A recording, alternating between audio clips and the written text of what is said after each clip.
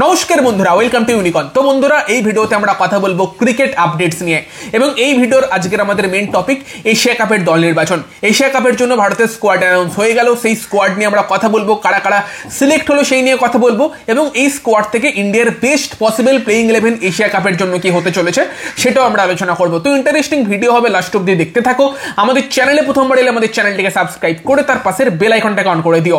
তবে এশিয়া কাপের দল নির্বাচন নিয়ে কথা বলার আগে দুটো খবর তোমাদের দিয়ে দিই। কেকেআর ফ্যানেরা বেশিরভাগ সময় কমেন্ট করো কেকেআর নিয়ে আপডেট দাও, সেখানে কিন্তু প্রথম যে খবরটা আছে সেটা হচ্ছে উমরান মালিককে নিয়ে। উমরান মালিক কিন্তু ধীরে ধীরে নিজের সেরা ছন্দে পৌঁছচ্ছে এবং প্রায় 8 মাস ইনজুরির জন্য ক্রিকেটের বাইরে ছিল উমরান মালিক। দেন ধীরে ধীরে লাস্ট 1-1.5 মাস ধরে সে প্র্যাকটিস করে করে কিন্তু নিজের সেরা ছন্দে পৌঁছে গিয়েছে এবং লাস্ট কিছুদিন আগে কিন্তু অভিষেক নায়ারের সঙ্গে চেন্নাইতে সে ট্রেনিংও করেছে, নতুন কিছু ভ্যারিয়েশনও শিখেছে বলে সে জানাচ্ছে। এবং বুচিবাবু টুর্নামেন্ট চলছে, সেই টুর্নামেন্টের যে নেক্সট ম্যাচ আছে সেই ম্যাচে কিন্তু উমরান মালিক খেলতে পারে বলে খবর বেরিয়ে আসছে। তো অনেকদিন বাদে উমরান মালিক কিন্তু কামব্যাক করছে এবং আমরা এক্সপেক্ট করছি উমরান মালিককে কেকেআর রিটেন করবে। তো সেখানে কিন্তু কলকাতা নাইট রাইডার্স ফ্যানেরা উমরান মালিকের দিকে নজর রাখতেই পারো। এরই পাশাপাশি আরও একটা প্লেয়ার কলকাতা নাইট রাইডার্সের, যাকে নিয়ে রীতিমতো এখন বর্তমানে আলোচনা চলছে, রমনদীপ সিং, যে কেকেআর থেকে ট্রেডের একটা অংশ হিসেবে দেখছে কিনা, সঞ্জু স্যামসনকে আনার জন্য রমনদীপকে রাজস্থানে দিতে পারি কিনা সেই নিয়ে একটা প্রশ্ন আছে, যেখানে অনেক কেকেআর ফ্যানই কিন্তু এটার এগেনস্টে। অনেকেই কেকেআর রমনদীপকে দেখতে চায়, পার্সোনালি আমিও দেখতে চাই। তবে যদি লাস্ট অব্দি কেকেআর ট্রেড করে দেয় সেখানে সঞ্জুর মতো একটা প্লেয়ারকেও পাওয়া সম্ভব। তবে সঞ্জুকে যদি অল ক্যাশ ডিলে কেকেআর আনতে পারে সেটা সব থেকে বেস্ট হবে। যদিও সেই সঞ্জু স্যামসনের ডিল নিয়ে নতুন করে আর কোনো আপডেট বেরিয়ে আসেনি। তবে রমনদীপ সিং কিন্তু আজকে বুচিবাবু টুর্নামেন্টে একটা দুরন্ত 100 রান করেছে, 111 রান কিন্তু রমনদীপ সিং করেছে। তো সেখানে রমনদীপ সিং কিন্তু ব্যাটাতে ভালোই ফর্মে আছে এবং কালকে অভিষেক নায়ার একটা সংকেতও দিয়েছে। সেটা এবার রমনদীপকে রাখার সংকেত নাকি রমনদীপকে ছেড়ে দেওয়ার সংকেত সেটা কিন্তু এখনো বোঝা যাচ্ছে না। বাট তারই মাঝখানে কিন্তু রমনদীপের ব্যাট থেকে একটা ভালো 100 রান কিন্তু চলে এসেছে। দল নিয়ে আজকে এশিয়া কাপের স্কোয়াড অ্যানাউন্সমেন্ট হয়ে গেল। তো চলো প্রথমে দেখে নেওয়া যাক সেই স্কোয়াডে কারা কারা জায়গা পেল। তো এশিয়া কাপের জন্য ইন্ডিয়া সিলেক্ট করেছে 15 জনের স্কোয়াড। সেই 15 জনের স্কোয়াডে কারা কারা আছে? তো ডেফিনেটলি কিন্তু ক্যাপ্টেন হিসেবে আছে সূর্যকুমার যাদব। তবে তার পাশাপাশি ইন্টারেস্টিং চয়েস, যার স্কোয়াডে জায়গা নিয়ে একটা প্রশ্ন ছিল, সেই শুভমান গিল স্কোয়াডে সিলেক্ট হয়েছে, ভাইস ক্যাপ্টেন হয়েছে। সেখানে শুভমান গিলকে ভাইস ক্যাপ্টেন করা মানে তাকে কি প্লেইং 11-এ একটা ফিক্সড জায়গা দেওয়া? সেটা হলে কোন জায়গাটা দেয়া? ওপেনার যদি সঞ্জু স্যামসন, অভিষেক শর্মা হয় তাহলে কি 3 নম্বর জায়গাটা? তবে সেখানে তো শোনা যাচ্ছিল তিলক ভার্মাকে টিম ম্যানেজমেন্ট ব্যাক করবে। সেটা কিন্তু ইন্টারেস্টিং হবে। ভিডিওর পরবর্তী অংশে আমরা প্লেইং 11 নিয়ে আলোচনা করবো, তখন সেটা আরও ডিটেলে কথা বলছি।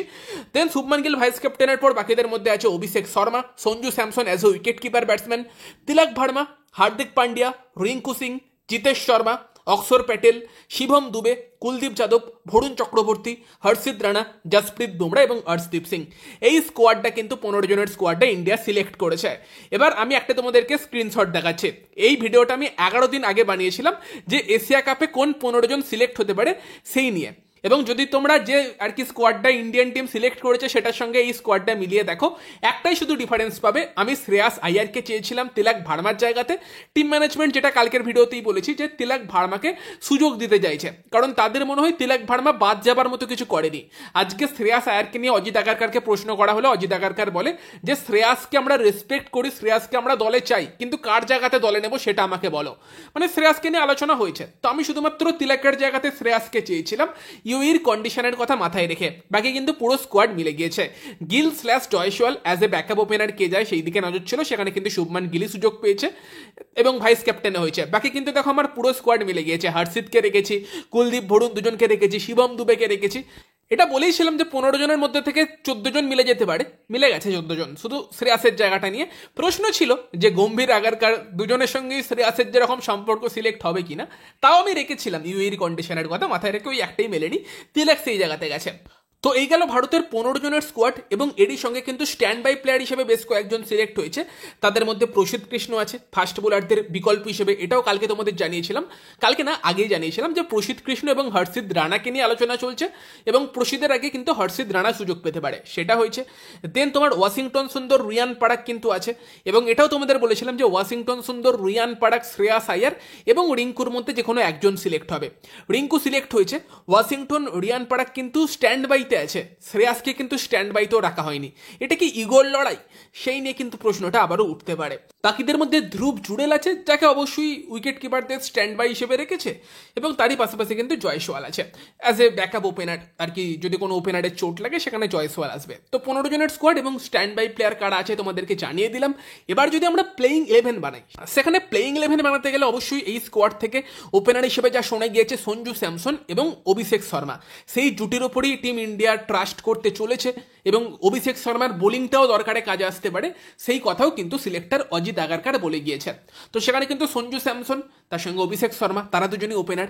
দেন 3 নম্বর জায়গাতে কিন্তু তিলক ভার্মা / শুভমান গিল, সেই অপশানটাই রাখতে হচ্ছে, কারণ শুভমান গিলকে ভাইস ক্যাপ্টেন যখন করা হয়েছে, ভাইস ক্যাপ্টেনকে এমন কাউকে করতো যার দলে জায়গা পাকা হবে না, সেরকম করার হলে তো অক্সর প্যাটেল কি করতে পারতো, যার তো স্কোয়াডে একটা ফিক্সড জায়গা আছে।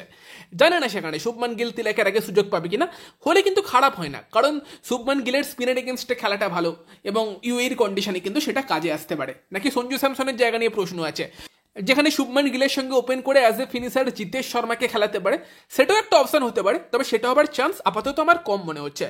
তো এই গেল ভারতের টপ 3। দেন 4 নম্বরে ডেফিনেটলি ক্যাপ্টেন সূর্যকুমার যাদব খেলবে। 5 নম্বরে কি রিঙ্কু সিং / শিবম দুবে, সেই অপশানটা রাখছে। টিম ম্যানেজমেন্ট যদি আরও একটা এক্সট্রা বোলিং অপশান চায়, সেখানে শিবম দুবেকেও খেলাতে পারে, নয়তো রিঙ্কুও খেলতে পারে। তবে মনে হয় না ইউএইতে 3টের বেশি ফাস্ট বোলারের দরকার আছে। অর্শদীপ বুমরা এবং হার্দিক পান্ডিয়া খেললে 3টে ফাস্ট বোলারের অপশান কিন্তু চলেই আসবে। সেখানে প্রেফারেন্সটা হয়তো অ্যাজ এ ব্যাটসম্যান কে খেলবে তার উপরই থাকবে, দুবে নাকি রিঙ্কু সেই হিসেবে। তো আমি রিঙ্কুকে রাখছি, কারণ আপাতত মনে হচ্ছে রিঙ্কুর খেলার চান্সটাই বেশি সেখানে।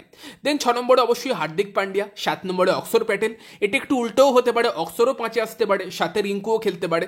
সেটা হলে তো ডেফিনেটলি দুবের আগে রিঙ্কুই চান্স পাবে যদি অক্সর 5-এ খেলে, সাথে একটা ব্যাটসম্যান ইন্ডিয়ান টিম চায়। দেন 8-9 আই থিঙ্ক কুলদীপ যাদব এবং বরুণ চক্রবর্তী, দুজন স্পিনার। 10-11 অর্শদীপ সিং এবং তার সঙ্গে জসপ্রীত বুমরা। এটাই ইন্ডিয়ার জন্য সেরা একাদশ হওয়া উচিত।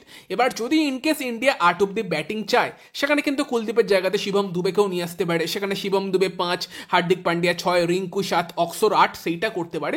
যদি ইন্ডিয়া ভাবে যে আমাদের কাছে এনাফ বোলিং অপশন আছে, ভরুণের পাশাপাশি অক্সর তো স্পিনার আছে, দরকারের রিঙ্কু, তিলক বা তোমার অভিষেক শর্মা তারাও স্পিন বোলিং করতে পারে, তাদের দিয়ে কাজ চালিয়ে নেব, আমরা একটা এক্সট্রা ব্যাটসম্যানের সঙ্গে যাই, একটা এক্সট্রা অলরাউন্ডারের সঙ্গে যাই, সেক্ষেত্রে কিন্তু ভাবনা চিন্তা এরকমও হতে পারে।